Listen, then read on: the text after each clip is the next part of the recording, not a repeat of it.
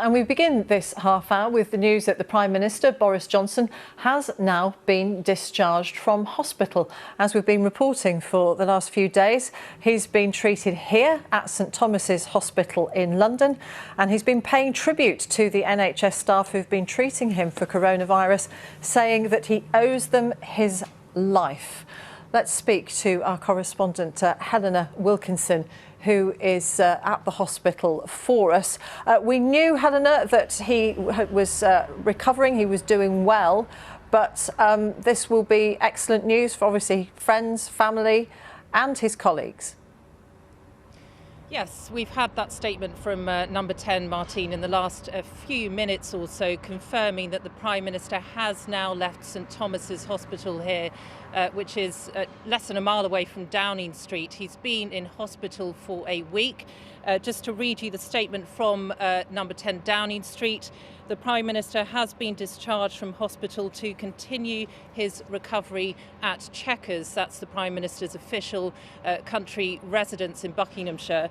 The statement continues: on the advice of his medical team, the Prime Minister will not be immediately returning to work. He wishes to thank everybody at St Thomas's for the brilliant care he has received.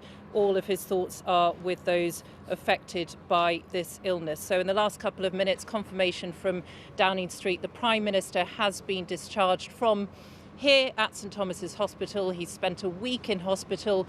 He came on Sunday, we know, as a precaution, we were told, because his symptoms continued to persist, in particular that high temperature, and things then developed very quickly for the Prime Minister. On Monday, we were still being told he was working from his hospital bed, getting those ministerial papers.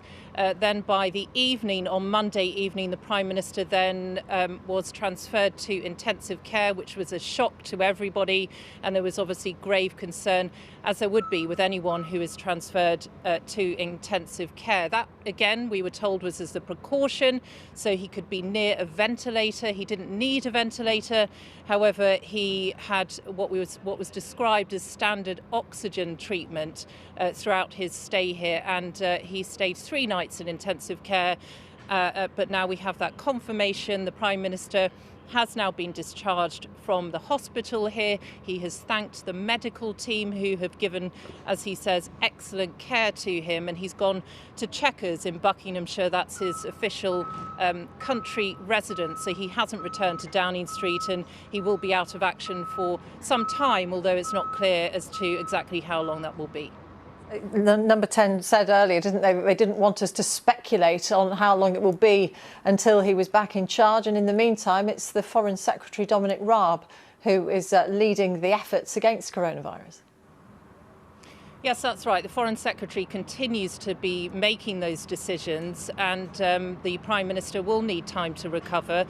No one knows how long that's going to take. He will obviously be continuing to take advice from his doctor in terms of his recovery. And we heard, didn't we, a couple of days ago that the Prime Minister was able to make short walks here in hospital. That just gives you an indication of just how seriously unwell the Prime Minister was.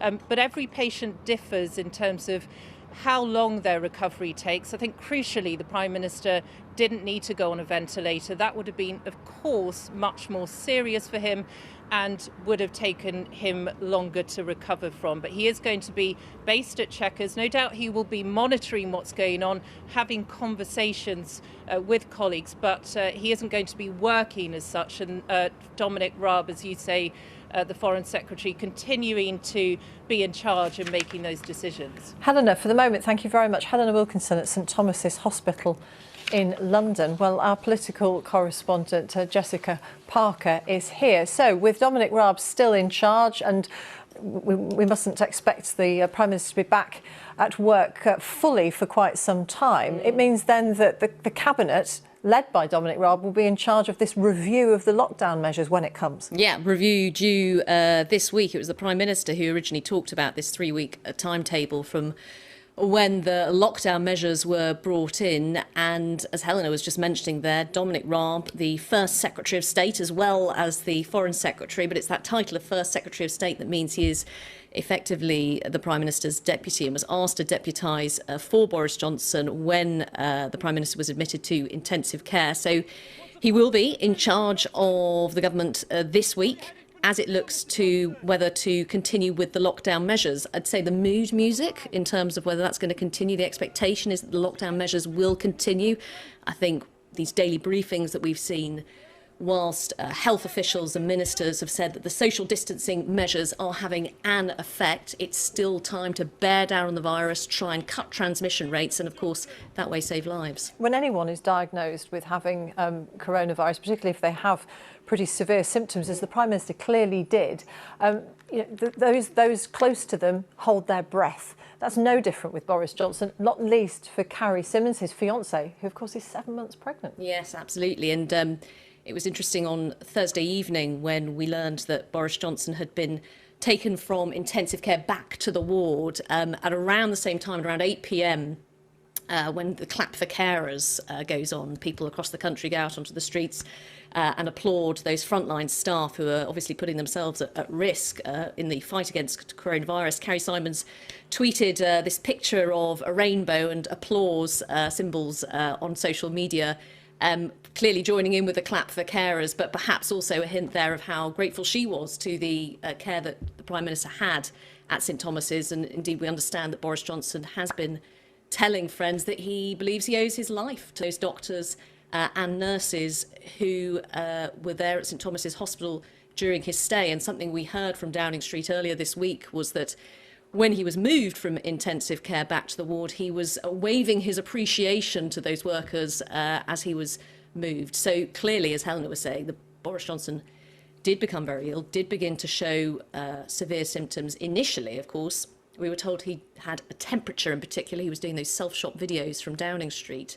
And it was on Sunday evening that he was admitted as a precaution. Then the following day that he was admitted to intensive care. And what was the concern over that period was the persistence of those symptoms, that they had lasted beyond that week period. So I think a lot of people will be very pleased that the Prime Minister, who will, I'm sure, return to work at some point, but that he's out of hospital and that his recovery continues. I suppose, though, it's highly likely that by the time he comes back to work, Parliament will be sitting again in some form, because it's actually not many days away. No, 21st of this month that Parliament is due to return. And it's interesting, there have been calls today from Sir Keir Starmer, the Labour leader, to make sure it does return in some form. I think it's very unlikely you are going to see MPs from across the country travelling down to Westminster, going into the House of Commons chamber, which is pretty small when you get all of the MPs in there, for obvious reasons, because they wouldn't be suitably socially distanced. We know what is being looked at is a possibility of some kind of virtual parliament. They've been doing something similar in the Welsh Assembly, for example. My understanding is that's going to be discussed further this week as to how that might work, whether you might see a limited number of people on the estate, whilst other MPs across the country can engage somehow virtually. But as I say, expect to see more details this week. And I think that what opposition parties have been saying is that they think it's important that they can scrutinise the government's handling of coronavirus as we move forward.